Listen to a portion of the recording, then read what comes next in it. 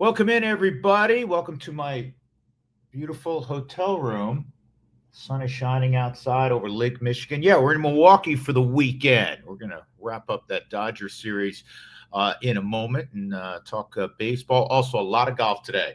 My buddy Steve Sands from the Golf Channel and NBC Sports, who's been a marvelous play-by-play man, contributor, host, sideline person in the game of golf for a long, long time. And I love talking to him about the sport. And we'll review the U.S. Open and talk about the state of golf coming up here in a few minutes. But first, got to tell you about my sponsors, Steel. Been with me since day one. Love those guys.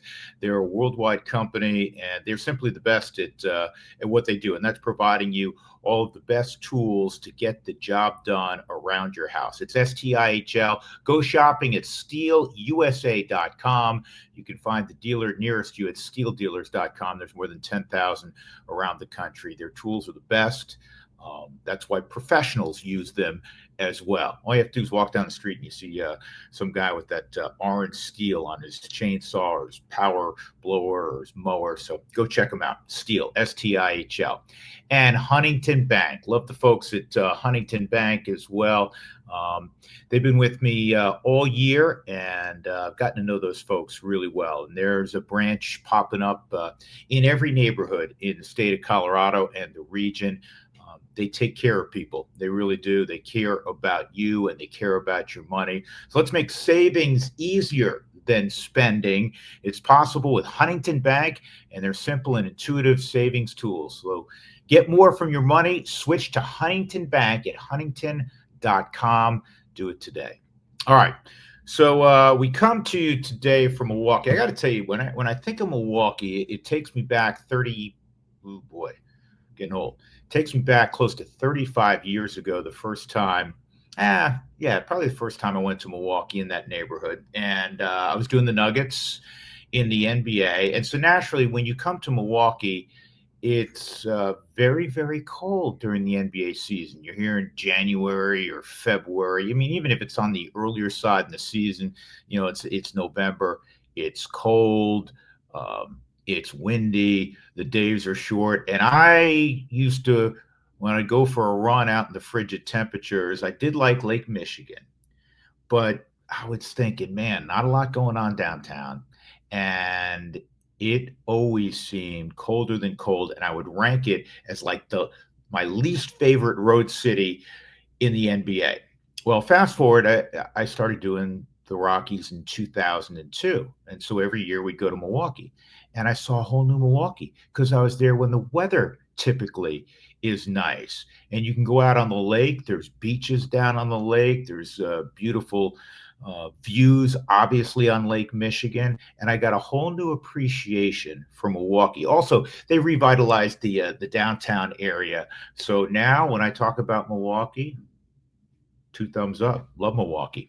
And today's a special day. Getting ready to go to the ballpark. It's game 2 of a 3-game set against the Brewers. The Rockies kept coming back last night, but they weren't good in the area of run prevention, and they lost 10-6 last night to a Brewers team that is really intriguing to me. And I do think that the Rockies not only need to, but are starting to take a page out of their playbook under Warren Schaefer.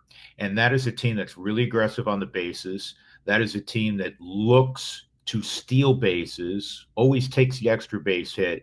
They get the ball in play, typically 1 through 9 in their lineup. I ran this out the other day. We're in an age where every major league team, most every major league team, they look like a football team when they get off the bus. I mean, enormous guys. The sport and its athletes are bigger and stronger than ever before. And I'm not saying that's a bad thing, but you still need baseball players.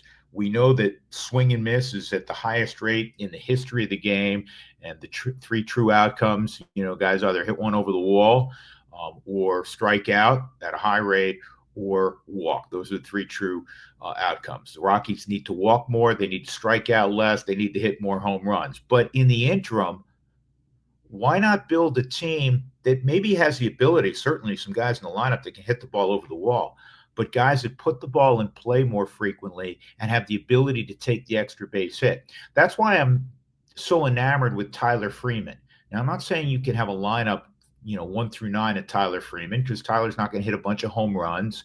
He's going to hit some extra base hits, but he gets the ball in play. He has one of the lowest strikeout rates in baseball, and he has the ability to steal a bag. And that's why he went from hitting ninth as kind of a second leadoff hitter in Warren Schaefer's lineup to now hitting first.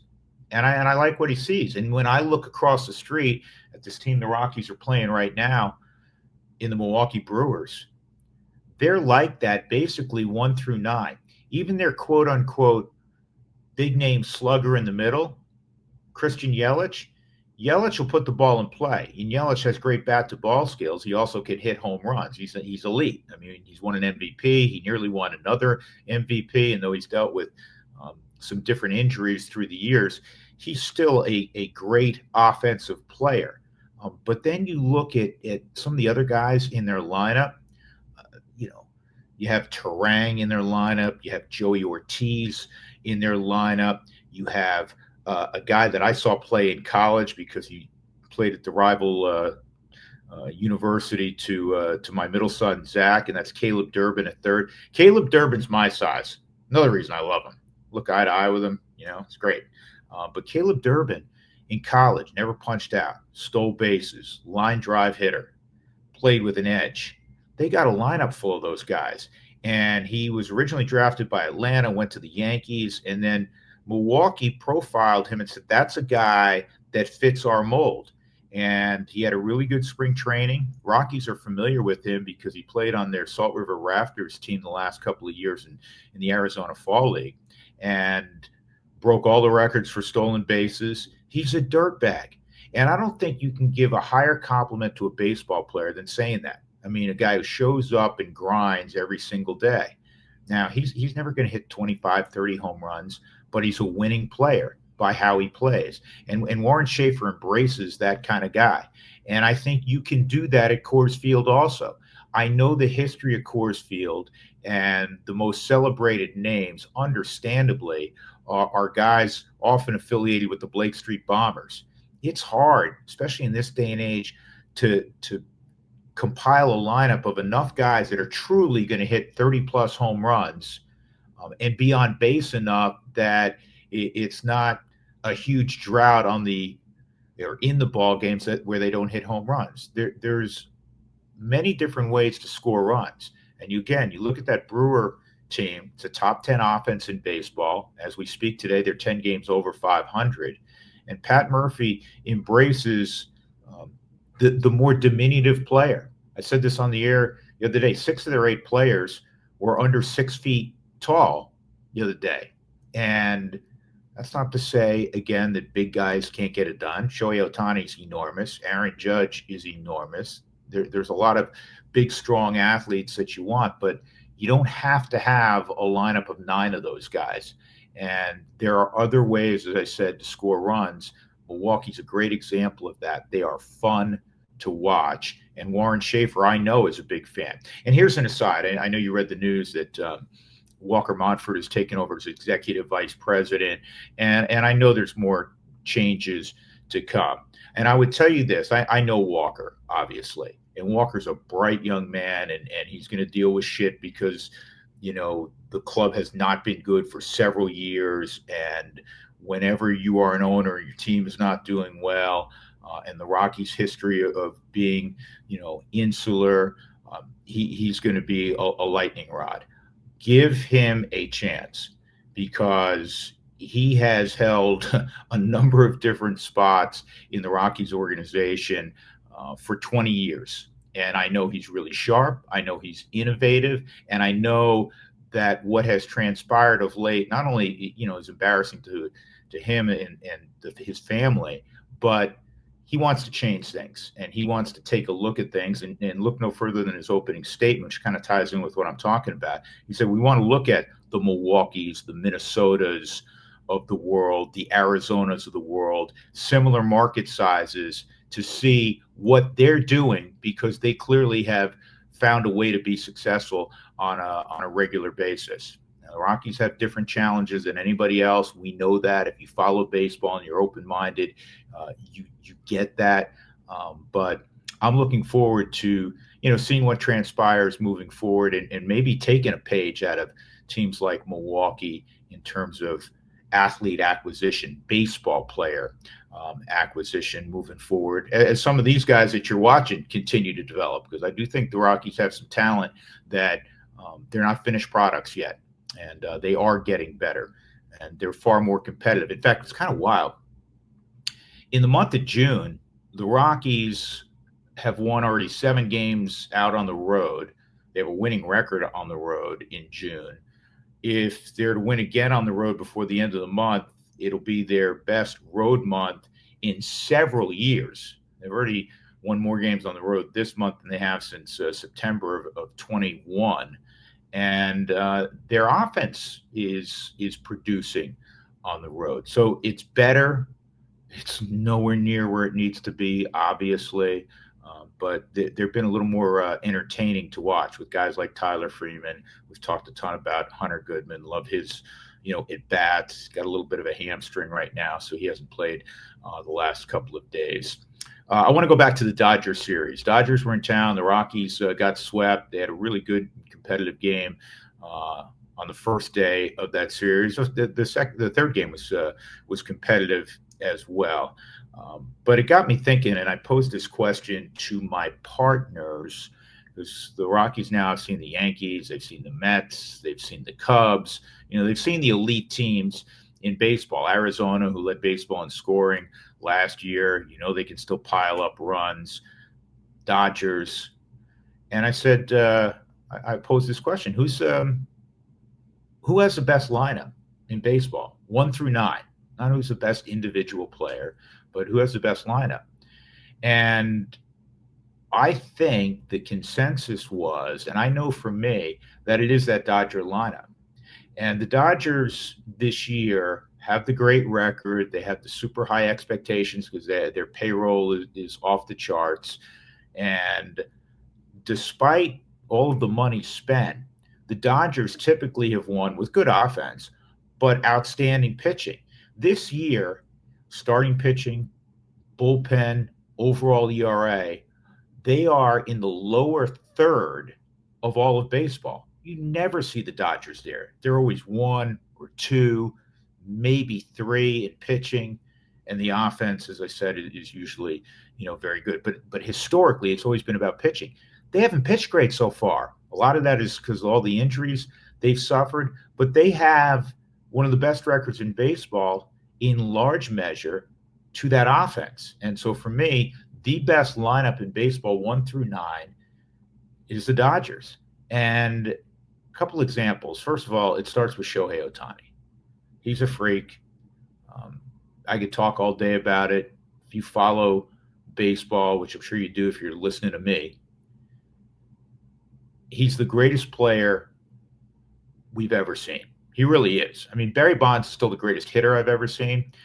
But when you combine Shohei, who's pitching again, he leads off a game. I think it's brilliant that they lead him off because he's going to get the most at-bats of any Dodger being in the leadoff spot. And he can start 1-0 right away because they have so much depth in their lineup. He's getting traffic in front of him later in the ballgame. That's why he's driven in as many runs as he has. But then you follow that up with Mookie Betts. And I know Mookie, by his standards, has not had a great first half. I was chatting with him about that. He told me, I'm bringing my glove, which has been great. He has the second best defensive runs saved total among shortstops in baseball. And he said, I'm bringing my glove to the plate. And I told him, listen, I've seen the back of your baseball card. I said, you know what? Pretty darn good hitter. He's a future Hall of Famer. But you have Betts. Then you have Freddie Freeman, and then you have Will Smith. Will Smith's leading the league in hitting. Will Smith's OPS is close to 1,000. And they can't even play him when he doesn't catch because there's no availability to be the DH because Shohei's the DH. So Will Smith, on any other team in baseball, he's going to catch 4 or 5 times a week, and the other game or two in the week where he's not catching, he's going to DH. That spot ain't available with the Dodgers. But going back to the original point, Austin Gomber threw the ball really well against the Dodgers.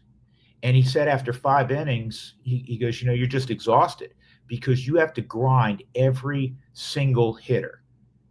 And so you get through with Smith, and then here comes Teoscar Hernandez. He had 33 home runs a year ago. Andy Paz is on pace to hit in the low 30s in terms of home runs. There's no spot in that lineup where you can really take a breath, and that's why I think it's the best lineup in baseball. And it's offense, which you always hear, pitching and defense wins championships. Pitching and defense wins over the long haul in baseball, and I subscribe to that as well. But right now for the Dodgers, it has more to do with that offense, and how they continually grind through at bats. And it's not just production. It's also that, it's like Max Muncy. He's going to hit home runs. He's going to strike out some, but he walks a great deal. Mookie Betts, you're not going to strike him out. You have to throw strikes to that lineup or they walk.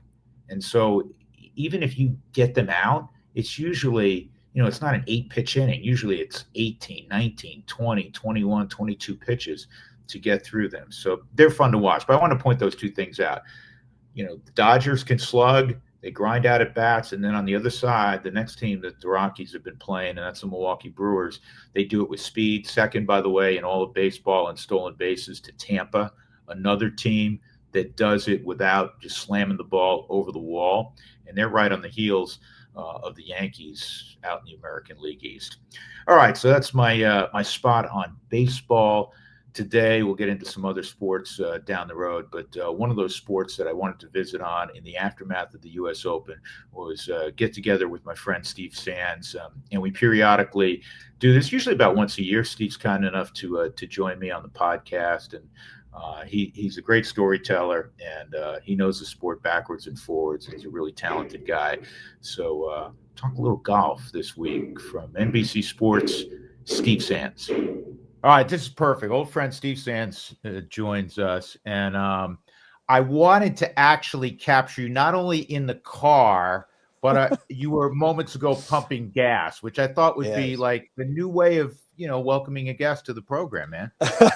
What's funny about that, Drew? When I was in high school, my parents are like, "Listen, you play football, you play basketball, you're not doing anything in the spring." I wasn't a big baseball guy growing up in the city in DC. They're like, "Listen, you either have to work or you've got to play something." And I was like, "Oh, I have no interest in track. I've already been running around for the last 2 seasons doing basketball and football. I was never a baseball guy." So I got a job. Me and a buddy of mine got a job like a good Jewish boy would in the Northeast, pumping gas at White Flint Exxon on Rockville Pike in Rockville, Maryland. So we could have gone full circle there, just since Right. you're one of the inspirations of my career. When we met, and you were Drew Goodman, and I was a college kid of Colorado State. All I ever wanted to do was be a sportscaster, because people like me and you weren't gifted enough to actually play the game. So the next best thing is to talk about it. And I loved you so much in your work. I always wanted to be you. But maybe we can flip the script and you can pump some gas for me, since that's what I used to do in high school. Well, we want to know what back at you. First of all, I really appreciate that. But, I'm a huge fan of yours, and you've had a kick-ass career, and we'll get into that in a moment. But here's the deal, because we have kids the same age. They're in their 20s. In fact, you're wearing the Columbia basketball shirt. Your son's an assistant coach at Columbia. My oldest is going to Columbia to get his MBA in the fall. So we got to hook those two guys up. But they wouldn't, if you said, "Hey, I had a job pumping gas," they would look at you and go, "What are you talking about? What do you mean? Somebody pumps your gas for you? That's not something you do?" Yeah, that's exactly right. I'll tell you the other thing that's amazing, Drew. I can't speak for exactly what you've been like the last 35 years, since we were spending a lot of time together back in Colorado. But the fact that you and have a son getting an MBA at Columbia, and I had a kid who went and got a master's at Columbia and now works at Columbia, that might be the most remarkable accomplishment of our lives, because I know that I had zero to do with him getting into Columbia. I can't imagine what your son is like, but you're a lot smarter than me. But the fact that we have an Ivy Leaguer between the two of us is pretty darn remarkable. Right? How about that? Exactly. That's why. Look, man, you got your Columbia. You got your Columbia shirt. I got my Columbia hat going. And that's C, by the way, for all of you back home in Colorado. does not stand for CU. That stands for Columbia or CSU, but not CU. That's right. Your alma mater. So I'm going to start here because we're going to run around a little bit. Dude, I was texting with you just a few months ago when your alma mater was playing the University of Maryland in the second round of the tournament, and everyone in your family is a Terrapin, right? And so you were torn and leaning a little bit toward your hometown roots as opposed to your. Well, yes and no. So here's the problem. The problem is you do what we do for a living, Drew. You run in these ridiculous circles and you meet all these cool people and you just can't believe, at least I can't. I'm sure you're like me. You can't believe how it's all turned out and the people you run around with and the people you know. I know Nico Medved, and we have a great relationship, and I know Kevin Willard, and we have a great relationship. I went to CSU, and I love CSU, and there's nothing I'd rather see than CSU do well in all sports and academics. Maryland's in my blood. I have two sons who went there. A third one would have gone there if he would have gotten in. He ended up going to Indiana, where he just graduated. But we're all Terps people. Everyone I grew up with, went to University of Maryland. I went to Maryland games as a kid, from Cole all the way, to Xfinity, from Lefty all the way to Gary, and now Kevin. And you knew they were going to get matched up. I was looking at the seeding going, you know what? This is going to be brutal. And sure enough, they matched up. Sure enough, they both get to that round of 32 game, and I didn't know what to do, Drew. And I wanted this to happen. I wanted Maryland to win because Maryland had a chance to win the national championship. Obviously, it didn't because they ran into Florida. I wanted CSU to win and play well because I wanted people to realize how great of a program we have, how good the Mountain West is in basketball, how good a coach Nico is on the world stage of the NCAA tournament. And the only thing I didn't want to happen is for someone, either side, to get heartbroken. So we were 2 out of 3. CSU played great and almost won, which would have been amazing. Maryland won the game, which was amazing, but there was heartbreak. So that was the only problem with the finish of that game. But it was a hell of a game, and I cannot believe they were matched up together. And man, you and everyone I know, my sons especially, were like, "Oh, Dad, what are you doing here?" I go, I'm just going to root for a good game, and we certainly got that. You know what, Steve? I forget shit in a hurry, but honest to goodness, bias aside, because naturally for me, I'm pulling like crazy for Colorado State. Right. That had to be one of, if not the best game in the tournament, right? I thought it was the best game of the whole tournament. It was amazing, high level. And by the way, the best players rose to the occasion. The game was high level. The offense was strong. The defense was strong. The coaching was outstanding. The crowd was into it. And you know how NCAA tournaments are, Drew. When the underdog CSU starts taking the big bad bully to the mat, the crowd starts tipping in the scale of that lower seed. That's just always how it is. And the game was outstanding. The finish was a joke. And it was really good high level basketball. That's what made me the happiest, is that both teams showed up and both teams played great. I felt horrible for Nico and the kids. That was a brutal finish. Yeah, Nico's on in Minnesota. I wish him well. You're right. He's a tremendous coach. I think Farak Minash is going to do a really good Yeah. job. Say that fast a few No. times. He's going to do a really good job, though. He's really well thought of, as you Yeah, I know. think so. And they've got a good program, man. I mean, they've got a good arena, good fan base. In this NIL world, who the hell knows what's going on? But he's got great, a great foundation there to continue to succeed in basketball at Colorado. Now, at CSU. Now we just need the football program to step up. Man alive. Valerie and I flew out, first time ever for her, to a CSU game on site, and we flew out for the CU game. That didn't turn out. That didn't turn out so well. That did not turn out well. No, Oof. it's been a little disappointing. It is. And I really liked, the hire because I had coached when he was at Nevada, Yep. and I think very highly of him. It's such a difficult world when you are a mid-major, even one with aspirations to be naturally in the Power Five. It's hard, man. As you know, it is very difficult to compete at the upper echelon of college football. It is. It's very hard. Obviously there's a lot of oxygen being taken out of the room by what, Dion and CU have been able to accomplish here in the last couple of seasons. But having said that, Drew, you're in the business to win, and you've got to win. And I think that I like what they're doing there, and I think that they've got a good staff, and I'm with you on Jay. But you got to win, and I think this is a big, big year. They need to win. Yeah, not to get too far down the road on that, but I think Jay Norvell knows he has to win Yeah. this year. Last year they took advantage. Quite frankly, Air Force was way down. Yep. Wyoming was way down. They had to win those games, and they're not doing it as he had wanted to do it. They're not throwing the ball all over. They're trying to shorten the game and run the football. But this honestly is a huge year. Yep. We'll see. Agree. We'll see what transpires. Agree. Hey, that U.S. Open was fascinating. Number one, because all U.S. Opens tend to be fascinating because the course is the most difficult that the guys you follow play all year. Just an overall thought. Was any of it, from your standpoint, as a long, long time golf commentator, was it all diminished because an relative unknown, won, and the leaderboard wasn't super sexy?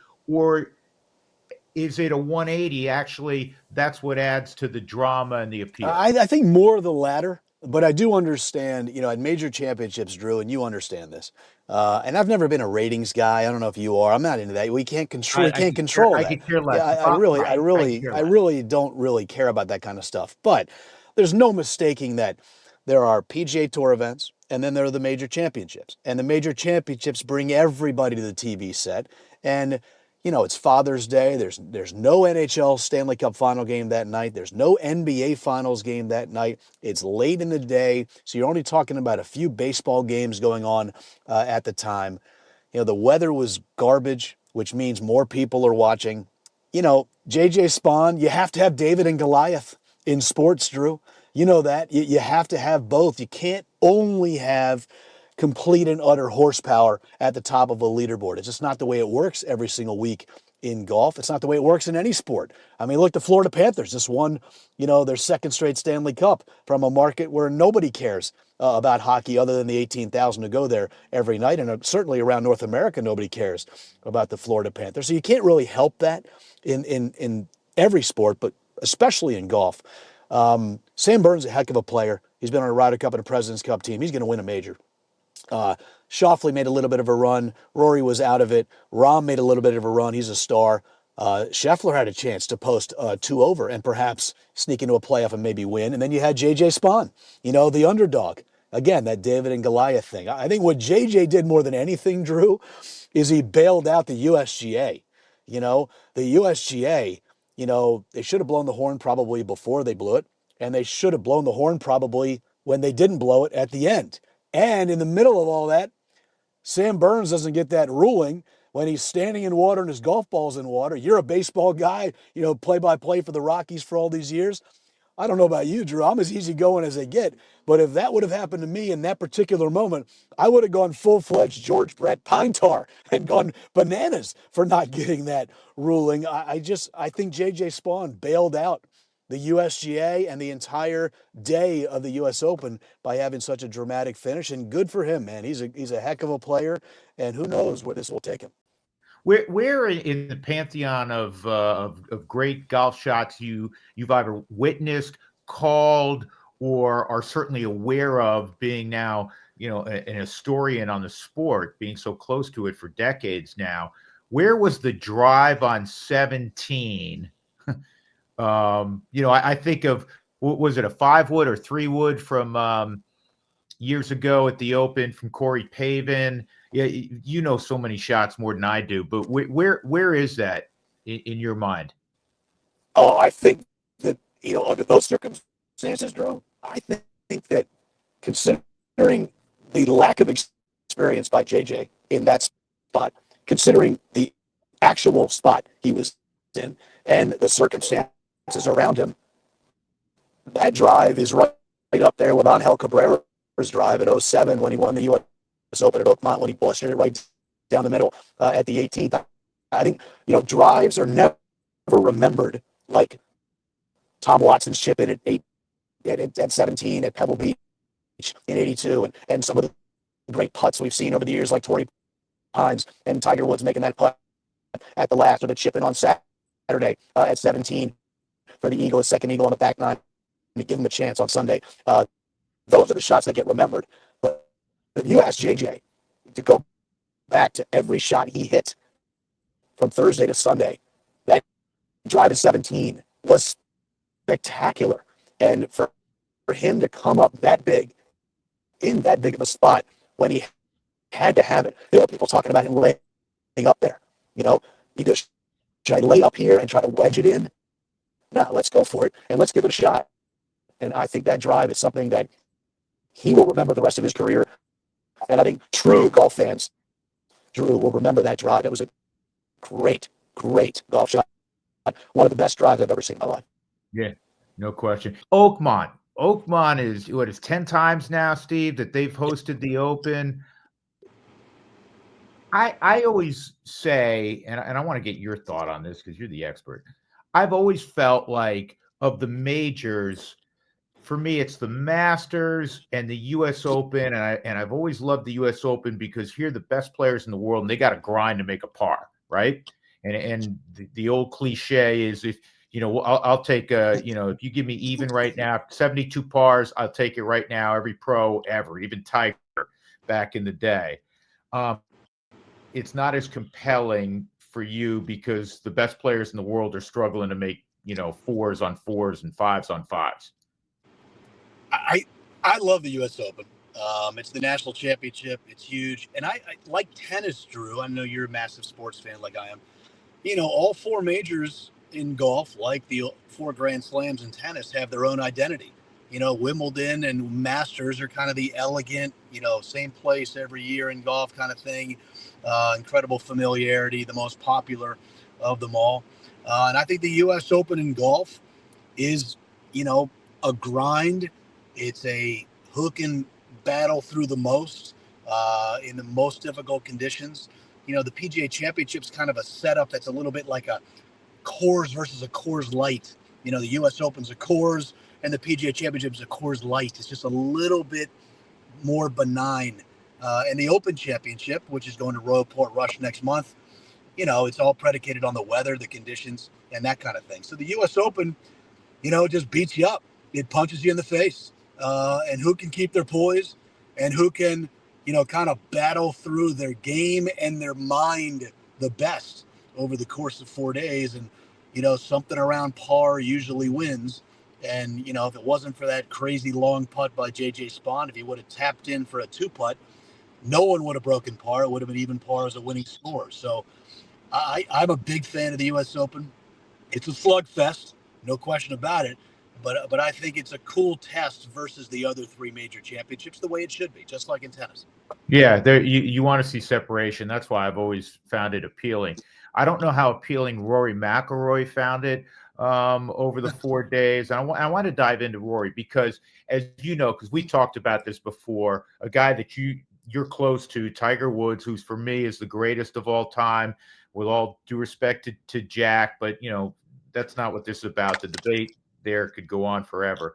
But Rory, for all of those Tiger fans, I think a lot of us gravitated to Rory because, he's got some moxie, great talent, hits the ball a mile, always in great, pristine shape. He's not afraid to be outspoken.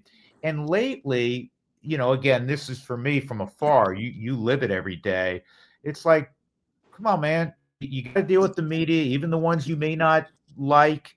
And yes, we know the Open, just like you do, is a tough test, and it may not seem fair to the great players of the world always. But his behavior kind of bordered, at least for me, on petulant the last several weeks. And it bummed me out because I'm a huge Rory fan. How would you respond to all of that? I feel the same way. It bums me out too. I think that part of being a professional, Drew, when you're Bud Black and you're going through the first part of this season and you're thinking, geez, how many times do I need to sit here and take it, from the media? That's part of being a professional. That's part of being in the big leagues. And for McElroy to be one of the faces of the sport, if not the face of the sport, one of the sounding boards of the sport, if not the sounding board for the sport. He's so smart. He's so insightful. He's always been so good. People want to hear from him. And my one thing that I would say, if I had the opportunity to, it's none of my business, and Rory can do whatever he chooses. But I think he's making a mistake not speaking to the media. And there's a distinction here that I think people need to understand, including athletes, Rory and everybody else. Nobody owes the media, Drew, anything. What athletes do owe, who they owe, are their fans and their sponsors. And the media happens to be the conduit between the athlete and those fans and sponsors. So when you are shunning the media and saying, I don't owe you guys anything, well, that's true. And you can shun them if you want. But I think it's a mistake because when you're such a good guy and so insightful and so smart, you just won the career Grand Slam, you've always been so popular, I don't know if you want to use that equity on not speaking after rounds when you don't play well and only speaking after rounds when you do play well. I think that's a mistake, and I hope that gets rectified pretty soon because I just think it's turned into a pattern, Drew, and I think it's wrong. And I think Rory's better than that, and I know he understands his responsibility in the game. And I know he understands what he's doing and what he's choosing to do or not to do in this case. But I think athletes owe it to their fans and sponsors to speak, whether they win or lose. Jack Nicklaus is a perfect example. All right. Jack Nicklaus is the greatest champion. I could debate this with you all day on Tiger. Jack is the greatest champion in the history of the sport. He's also the greatest loser in the history of the sport. He lost majors a lot, more than he won. He was 19 times a runner-up, and he spoke every time. And I think that that's important for professional athletes who kids are watching, fans are watching, sponsors are watching, everyone's watching. You got to be professional, Drew. And I know Rory is professional, but he's in a little bit of a funk here in the last 5-6 weeks, and hopefully he snaps out of it. You would have thought that he would be on easy street now going forward after he finally won, that elusive, the last major, if you will, to complete the Grand Slam. And I've said this so many times to echo what you said, that you may not like every writer if you're an athlete or every radio host or whatever, but we're a conduit to the public, and the public ultimately are paying these exorbitant salaries in team sports and also the largesse that exists now on the PGA Tour. That's part of it, and I know that they can go directly now to their fan base through social media, etc. But you still have, and he's super bright. He gets it. So we'll see if there's a change. Do you think it puts a little more pressure on him going home, if you will? 100%. In fact, I would love to be, if you're one of his advisors, one of his friends and family, I would say to him, hey man, it's going to get worse if you continue this, not better. And when you're going home to Europe, to Northern Ireland, to Royal Portrush, and having to deal with all of that, when you have been so accessible and you've been so good with your access, it's not like he shut everybody out. I had a great conversation with him, a couple of weeks ago, and he seems perfectly fine by me. I love being around the guy. Like I said, I think he's really bright, and I really enjoy being around him. But man, Drew, next month in his home country of Northern Ireland, if he chooses to go this particular route, and I don't think he will, but if he does, oh man, they can be unrelenting over there in Europe, as you know, and they will let him have it, and that'll make things worse for him. Yeah. Hey, a couple other real important golf questions. One, because he'll never be completely removed from the mindset of all sports fans, especially golf sports fans, and that is Tiger. I mean, will Tiger legitimately play again, or will it be more ceremonial? And more ceremonial is what I would guess, Drew. I think that his body's broken down. He's almost 50 years of age. He'll be 50 at the end of this year. In fact, I find this so odd. He and LeBron James, the two greatest players of their generation, have the same birthday, December 28th, in case that matters, or December 30th, whatever it was, end of December. I think he's going to give it a go because he doesn't want to go out that way. He wants to go out on his own terms, and he has earned every right to do that. But I think the days of him contending against the best players in the world on the most difficult golf courses with the most difficult setups, I just think those days are probably over, but you never know. I will never say never with that guy. I never saw the Masters in 2019 coming. Nobody did. But his body is pretty beaten up right now, Drew. Yeah. What's the resolution, or is there a resolution to live in the PGA Tour? Oh, man, they just got a new CEO from the NFL, the PGA Tour, and I think that he would like to see them come together. It's a little bit, as we found out the last couple of years, it's a little bit more difficult to do that. You can't just wave a wand or snap your fingers. A lot of money involved, a lot of power involved. There's all kinds of factors at play there. But eventually, I would think, unless LIV gains more traction, Drew, eventually I would think, why are they going to keep spending hundreds and hundreds of millions of dollars for a product that really hasn't gained any traction? But I think the PGA Tour right now has the upper hand. But we'll have to wait and see. Money can conquer all. And if they decide to spend more money, and if they can get another player or two, which I don't know if they will or not, then they're clearly going to have some talks. But right now, it's kind of a non-factor right now. The ratings are up as far as golf is concerned, which means the fans have kind of gotten over the split a little bit. And we'll have to just wait and see how it all plays out. But right now, they are pretty far apart.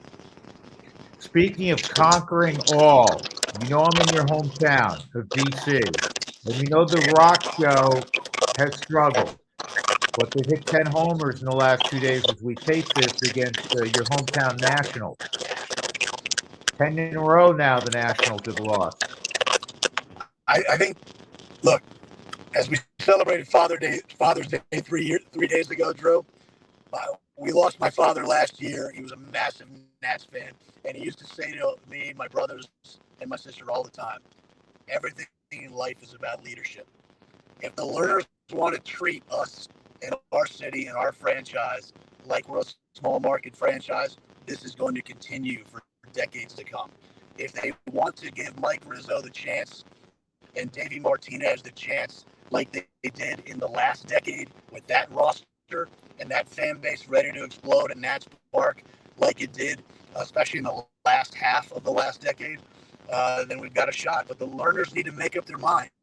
Sell the team and get out, or treat this team like the upper major market that we are and spend a couple of dollars, for goodness sakes, and let Mike Rizzo build that roster the way he did in the last decade. But until that happens, my father's words ring true, man.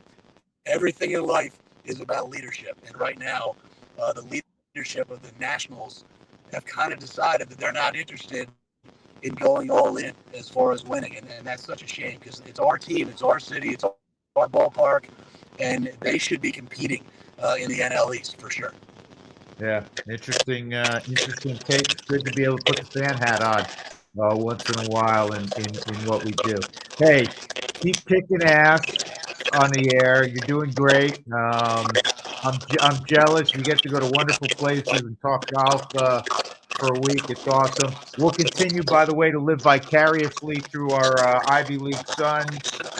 And we got to hook up, man. I know we did a bunch of years ago play golf when I was down your way at the Medalist, a golf course I had no business on, but we got to do it again, man.